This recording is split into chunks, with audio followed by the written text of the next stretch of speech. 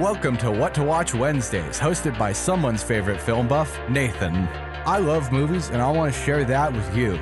From old originals to cult classics and foreign favorites, along with straight up drivel, WWW is your place for all things movies. So sit back, relax, and enjoy the show. 88.1 The Burg, your movie central. Welcome back to What to Watch Wednesdays. My name is Nathan, the host of What to Watch Wednesdays, the show where we talk about 3 movies all in the same night. And for tonight's episode, the trilogy of movies we're looking at is one that I personally really love. It's one that's very near and dear and close to my heart. Even after I rewatched them to talk about them on What to Watch Wednesdays this week, and I realized that they're not perfect and may not be as totally amazing as I used to think they were, that led them to become so close to my heart. This is a lot of emotions going into the trilogy we're talking about, and so I'm going to cut the suspense like cheese and say straight to the point, we're talking about the Ocean's trilogy tonight. The trilogy of movies that started with Ocean's 11, early 2000s. The 3 movies on our watch list are Ocean's 11 from 2001, Ocean's 12 from 2004, and Ocean's 13 from 2007. While I was writing my notes for today's show, I decided to think for a second, which I know is rare, but I thought to myself, hang on a second, when did the original Ocean's 11 come out? Because the one from 2001 is technically a remake of a Rat Pack movie, and I looked it up, and I was surprised to see that it came out back in 1960. And I thought that was very interesting, and I said, wow. And then I went on to write the notes for the 3 movies we're actually going to be talking about tonight. So when we come back from the break, we're going to jump into the first movie, Ocean's 11 from 2001. Stick around for that. 88.1 The Burg, your movie central. Welcome back to What to Watch Wednesdays. And for our first movie on the watch list tonight, we will be taking a look at Ocean's 11 from 2001, available to rent from places such as Amazon, YouTube, and Fandango at Home. For the basic plot summary of Ocean's 11, we follow Danny Ocean after he is being released from prison, and he decides to assemble a team of thieves, basically. I was going to say heisters, but thieves is more accurate. He decides to assemble a team of thieves so that he can steal a bunch of money from Terry Benedict, the owner of 3 very prestigious Las Vegas casinos, and the guy who just so happens to be dating Danny Ocean's ex-wife, Tess Ocean. And you may be wondering if the reason that he's robbing Terry Benedict is because he's dating Tess Ocean now. And here's the thing. Yes. It's definitely connected in some way. Now then, since I've gotten the formalities out of the way, let's address the elephant in the room. This movie is iconic. A lot of people know about it. A lot of people will recommend it, or at least that was my experience a couple years ago when people in my family recommended that I watch this movie. So I decided to sit down and actually watch it, and I fell in love with it. I love Ocean's 11 a lot. Ocean's 11 2001 more specifically. Although, let's put it this way, it's technically a remake of a 1960 Rat Pack movie. Or Rat Pack, one of the two. I get them mixed up because there's literally just one letter separating the 2 of them. But it's technically a remake. You don't need to watch the original. If anything, it'll just kind of make you realize how much better the remake is. That's how good it is. We don't really talk about the original one because this one overshadows it so greatly. And I think part of that has to do with the casting choice. Let's put it this way. Even though the original had the names of, Frank Sinatra and Sammy Davis Jr. and Dean Martin, this movie has a lot of celebrities in it. And I mean a lot of modern celebrities that are still kicking it today that you still see all the time. Let's go down the list here. I'm not going to list all of them, but I'm going to list a lot of them. We've got George Clooney, Brad Pitt, Matt Damon, Andy Garcia, Julia Roberts, Don Cheadle, Bernie Mac, Elliot Gould, Carl Reiner, Scott Caan, the son of James Caan, or yes, I think it's James Caan. Whatever. I'm not that deep into celebrity culture. I don't know everybody's name. Don't give me any flack for that. The point I'm getting at is that Aside from the notable and unfortunate exceptions of Bernie Mac and Carl Reiner, a lot of these people are big names. They come from either wealth or family or connections or just being big names. I mean, Brad Pitt was in F1 last year. It's definitely something to do with the name. Or was it this year? I don't know what time is anymore. Here's the point. Despite the fact that this movie has a lot of big name celebrities in it, every single character is distinct. That was, weirdly, my biggest complaint with the original Ocean's 11. I couldn't tell who was who. And it got really confusing because there's 11 members of the crew. You kind of want to be able to tell them apart when they're all in a room together. With this movie, that is not a problem, even remotely.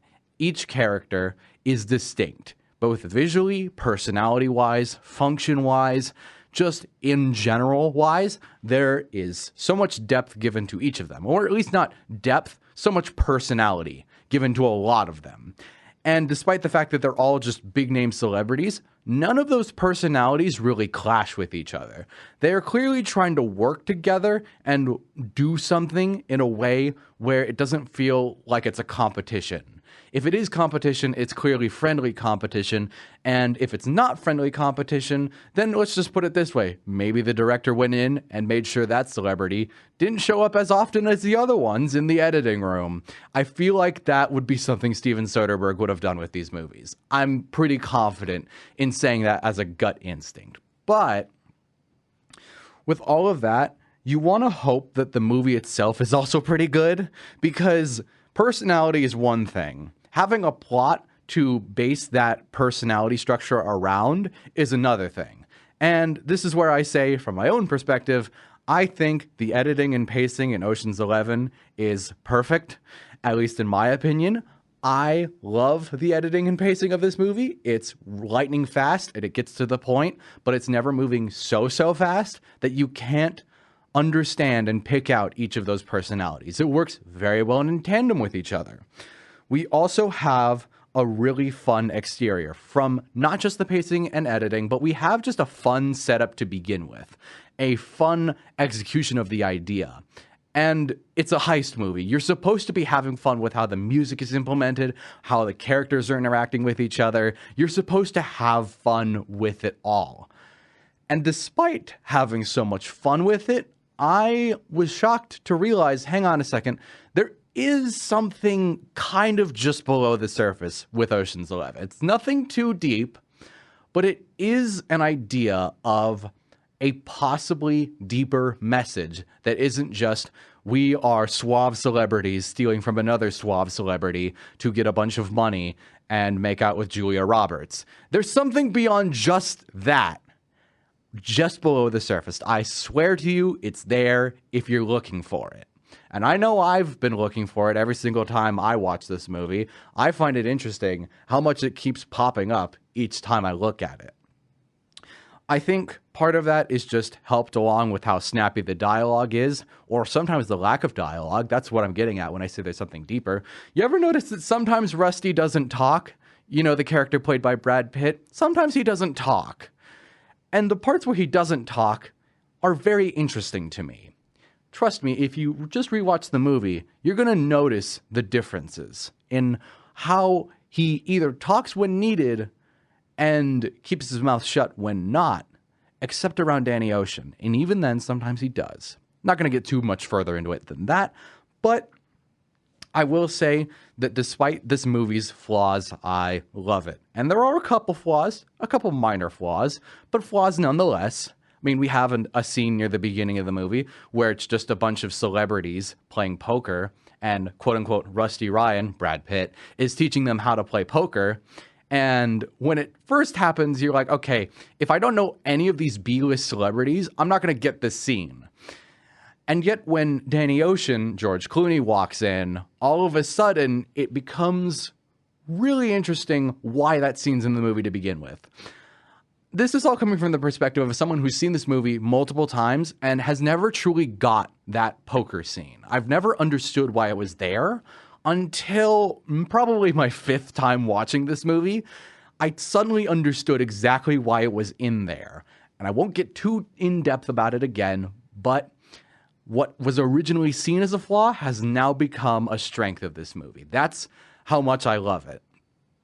I will admit that Don Cheadle's Cockney accent when playing Basher is a little silly. Okay, it's a little stupid.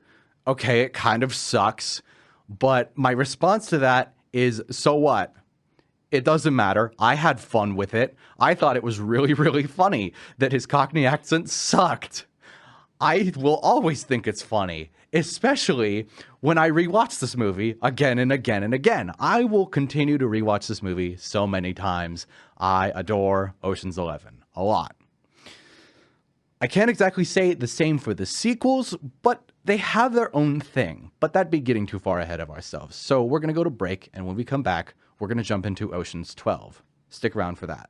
88 won the Burg, your movie central. Welcome back to What to Watch Wednesdays. And for our second movie on the watch list tonight, we will be taking a look at Ocean's 12 from 2004, available to rent from places such as Amazon, YouTube, and Fandango at home. For the basic plot summary of Ocean's 12, we follow the crew from Ocean's 11 as they have been disbanded, but then are brought back together by Terry Benedict, the guy they robbed in the last movie, in order to pay off the money that they stole from him, including interest, and must travel to Europe in order to find a job that will pay enough money to pay off the debt they now owe, plus interest. That's an important thing. The interest is very important. Speaking of interest and things being interesting, I find it interesting how I feel about Ocean's 12. How do you like that segue? Anyways, Ocean's 12, if I had to sum it up in one sentence, it would be this. This one is off. Off its rocker, off a little bit, off kilter, off base, off pace. One of those things could complete that sentence, or I could just end it with the word off. I feel good about any of those statements because, to me, it's incredibly true. I would also describe the editing for this movie being very janky and very strange. This whole movie is just kind of strange because while it is coming off the heels of Ocean's 11, which is a movie that I absolutely adore, it also tries to do something else. It tries to be its own little thing, a little less large scale. It's kind of that aftermath of, okay, we've had a bunch of celebrities together and they pulled a really cool and fun heist. And now the guy they stole from is like, okay, I want that money back though. So you guys are going to have to pay me back. And it's this kind of awkward conversation of, well, it's not like we were all best friends or anything. We kind of just went our separate ways after that amazing heist. Now we're being forced back together. Okay, what do we do now? We're kind of between a rock and a hard place right now. We're stuck. What do we do? And while that's the initial plot, it does evolve into something else a little too late in the movie for me to say, wow, that whole part where they're just kind of in that awkward stage of, okay, we got to pay a bunch of money back, was worth it. I don't feel as though that section in particular was worth it, considering the fact that the rest of the plot is far more interesting and makes more sense. It's kind of a good analogy for how I feel about the editing for this movie, which is something that I may have gleaned off of an IMDb review when I first heard about Ocean's 12, but this isn't plagiarism because I'm going to rephrase it in my own words. And I'm going to cite it as in, it's IMDb, bro. It was the internet. I don't know. I can't like cite it specifically with a website link. This is an audio show. Anyways, this movie tends to show a lot of things happening off screen and then comes back to them and explains what happened. I know that seems a bit counterintuitive. A lot of things happen off screen and then they're reintroduced later and brought back and explained properly, but even then, kind of improperly. I feel like that's how the plot is structured. It starts off with something in particular, but there's something... It starts off with that line of, let's go get the money back, but there's always something in the background that keeps cropping up, but you don't expect it to really have any impact on the plot until like maybe 40 minutes in. And then it starts impacting the plot and you realize, wait, hang on a second. This is the direction we're going. Oh, I see. Right. I don't know how I feel about that because I feel like we could have telegraphed this a lot better, a lot earlier on. I think part of my other issue with this movie in particular is, speaking of things being off screen, the team gets split up pretty early on. And while it makes sense with how it starts off with them not being a huge crew that's always doing jobs together, I was just kind of sad to see Carl Reiner go off and do his own thing for half the time and then come back at a certain point, maybe. I wanted to see more of Carl Reiner. I'm sad that I didn't get to see as much of Carl Reiner in Ocean's 12 as I did in Ocean's 11. That's sad. I love Carl Reiner. Who doesn't love Carl Reiner? And the same goes for Bernie Mac. I wanted to see more Bernie Mac in this movie. Those are the two biggest complaints I have. Not enough Carl Reiner, not enough Bernie Mac. Considering how well they were played in the first movie, I wanted them back more. And instead we spend time with Matt Damon. And while I like Matt Damon, he's not Carl Reiner. So I want Carl Reiner back, please. Before I get too off track even further, I think this movie has a central issue. And it's something that I noticed upon a rewatch. I think this movie was just an excuse for these celebrities to hang out with each other. And I say that with a lot of context and having read a lot of trivia with how these movies were made and the actors' interpretation of them. I've seen interviews with people like George Clooney and Matt Damon where they talk about the fact that Steven Soderbergh basically had to wrangle all of these big names together and keep them in line when they were filming to make sure it didn't go off the rails. According to an IMDb trivia thing, they also, every single actor apparently took a reduced salary just so they could all appear in the movie together. And that's not always heard of when you got big names like George Clooney and Brad Pitt being in your movie. So that to me sends a signal of, I think they were just doing it for fun. And while that's great and it can sometimes result in the movie feeling more fun, I feel as though Soderbergh may not have wrangled the actors in as much as he could have. This isn't a discredit against a director who's clearly got more experience than me with dealing with big names like this, nearly 12 of them. But at the same time, there are moments in this movie where the actors are just saying stuff to each other, maybe not exactly in character. They're cracking jokes and just kind of laughing. And it's really awkwardly paced with how they're conversing with each other. Why did I say it that way?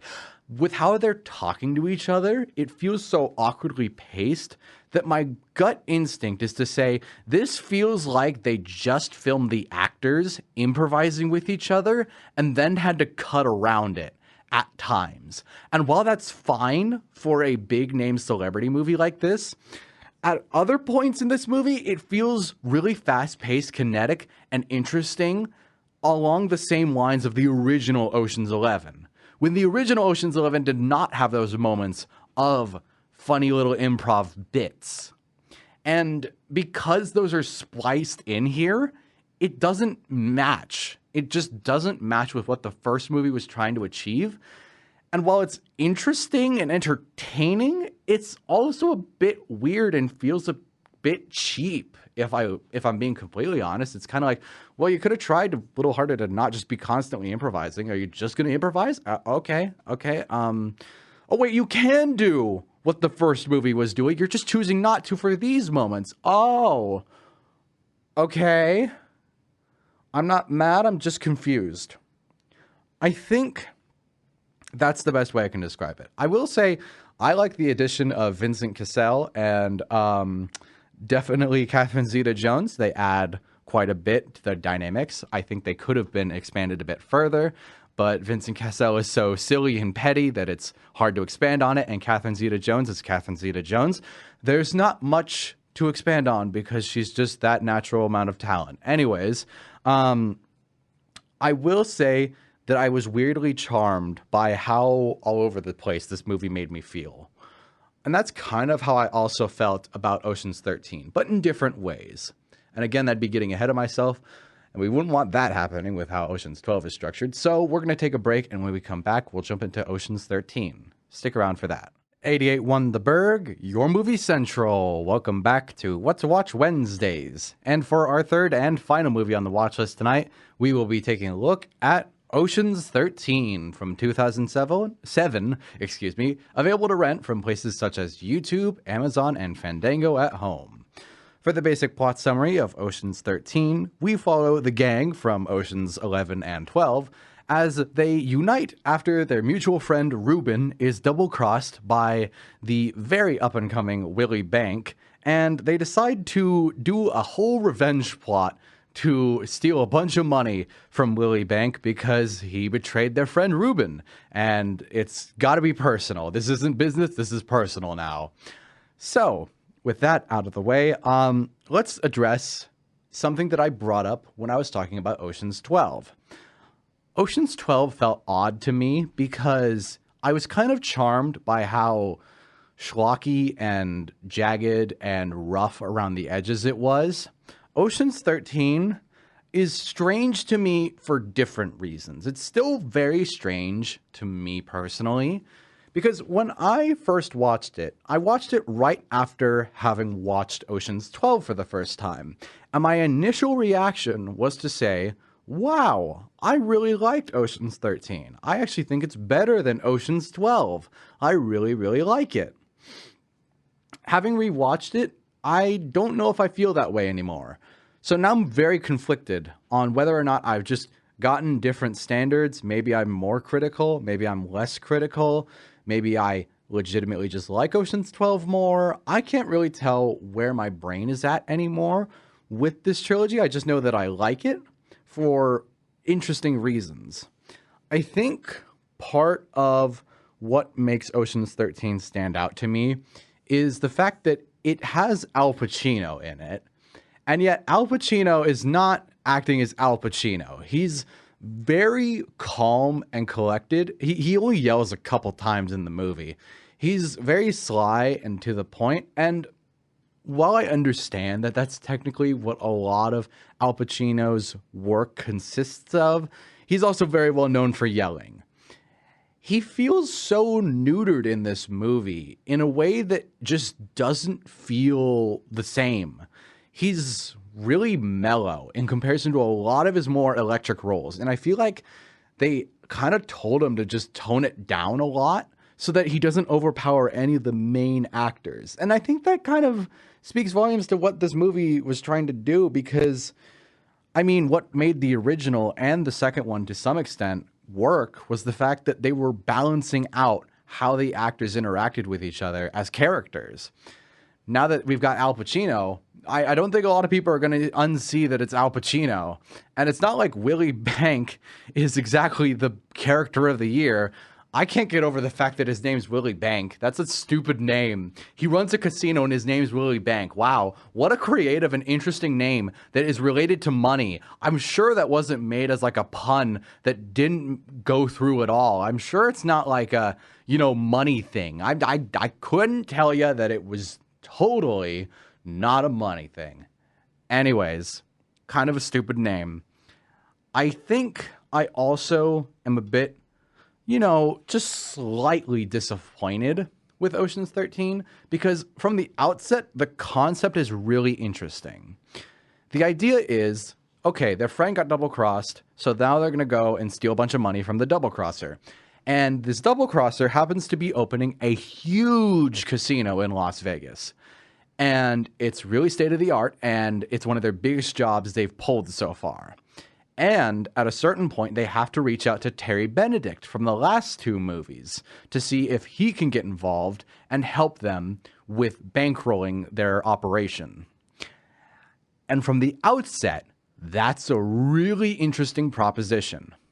I'm a little disappointed that it didn't take full advantage of that idea and go for the jugular on it in some cases.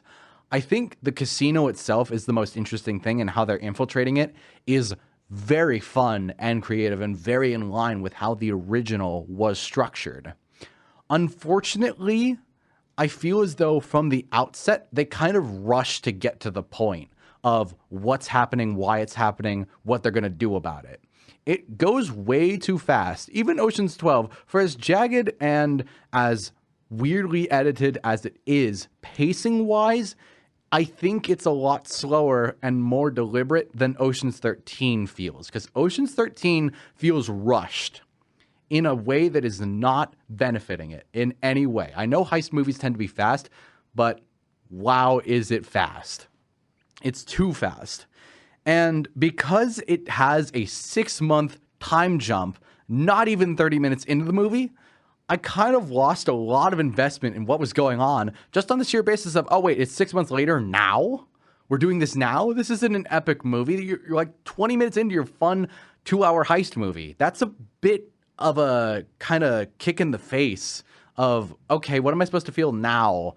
What's the emotional reason you guys are doing this? While there is an emotional enough reason, it doesn't have the same personable connection that Ocean's 11 had. And Ocean's 12 had the kind of odd emotional tone of, okay, initial thing is over with. What do we do now? Ocean's 13 feels like it's, you know what it is? It's kind of like in Return of the Jedi when they just start building a new Death Star for the sake of it.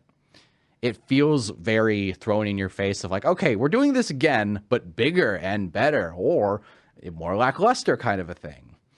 It just doesn't, it feels like your average textbook third movie where it tries a little too hard at points to be the first movie, but again, I still think this movie's fun, and I think that a lot of the editing problems and a lot of the sort of shaky quality of this movie has been fixed compared to the second movie. If anything, I think this is a better made movie, but it doesn't have the same heart and soul with it. And in my heart, I can't call it better than Ocean's 12 just for the sheer basis that they don't have Julia Roberts return. Tess Ocean was a important character on the sheer basis of it was another celebrity, but also it was the emotional core of the first movie. And for as slim as the emotional core was in the first movie, she was there. And I liked her being there. And it's kind of missing that presence in Ocean's 13. It's probably one of the reasons it doesn't feel quite right to me. Because I can't, in good conscience, say that my younger self ever noticed that Tess was completely missing. So when she was missing, I was like, oh, is she not here? Okay, well, bye. Now that I'm older and realizing what she could have done for the series, what it could have been like to hear that she would, what her reaction would have been to Ocean now teaming up with Terry Benedict, the guy she was dating in the first movie, I wanted to see that dynamic play out a lot more. And the fact that she's not even in it to begin with is just frustrating. I will say by the end of Ocean's 13, I was still having a lot of fun with it. And I think the conclusion was satisfying enough. It feels like there's some of that substance just underneath the surface that's very much lacking. So when it's trying to emulate the first movie, it doesn't pull it off as well. But I've seen much worse third movies before, and I've seen much worse trilogies overall. I'd rather it be kind of this weird, confusing, emotional thing with a heist trilogy than having something where it's this big, open, expansive thing, and I just feel bored. I wasn't bored with these movies. They're not boring, that's for sure. With all that being said, thank you all for listening in to What to Watch Wednesdays tonight. I will be back next Wednesday from 8 to 9 p.m. here on 88.1 The Burg for another episode of What to Watch Wednesdays. With all that being said, please be sure to follow along with What to Watch Wednesdays at What to Watch Wednesdays, all one word, no caps, no spaces, on both Instagram and YouTube. And again, I'll be back next Wednesday telling you all what to watch. Good night, everybody.